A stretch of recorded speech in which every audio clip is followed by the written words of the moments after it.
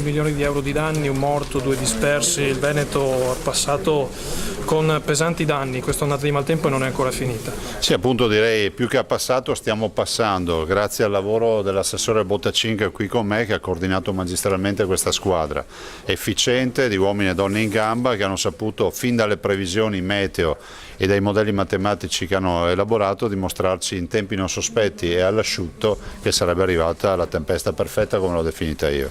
Bellunese è la zona più martoriata, però ci diceva lo stato di calamità vale per tutta la regione. Beh, io ho dichiarato lo stato di calamità per tutta la regione del Veneto perché acqua ce n'è stata dappertutto, però il Bellunese è martoriato, il Bellunese è sostanzialmente devastato.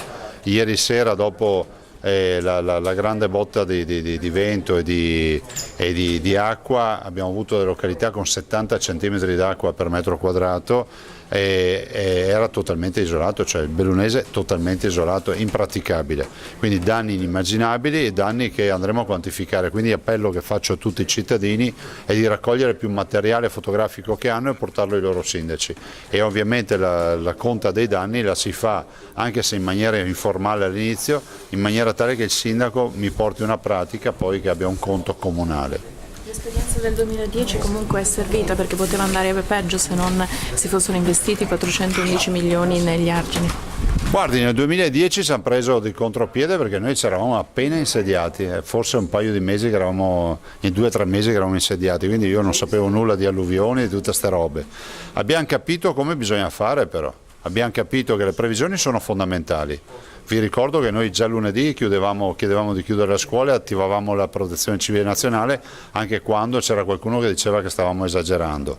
Dall'altro poi le opere, 411 milioni di euro di opere che abbiamo portato avanti in questi 8 anni hanno fatto la differenza. Qualcuno potrà dire, vabbè, ma cosa hanno fatto? Vi dico solo che nel 2010 ha piovuto di meno, c'è stata meno pressione dell'evento atmosferico e abbiamo avuto 32 sfondamenti arginali, cioè gli argini si rompevano, sembravano fatti di crema, non più di solidi.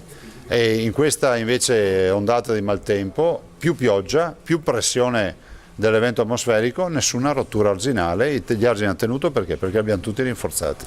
Ecco, lei ha detto teniamo alta l'attenzione perché comunque le piogge non sono finite, ce ne saranno nei prossimi giorni. Beh, ci saranno e soprattutto non saranno magari intense da quel che ci dicono le previsioni come quelle che ci sono state, però produrranno danni, visto e considerato che ormai il potere di imbibizione, il potere di assorbimento del terreno è zero, quindi la pioggia che cadeva lunedì, martedì, all'inizio veniva assorbita dal terreno, la pioggia che cadrà giovedì non è assorbita dal terreno, va subito, come si dice tecnicamente, in ruscellamento, cioè raggiunge subito i corsi d'acqua.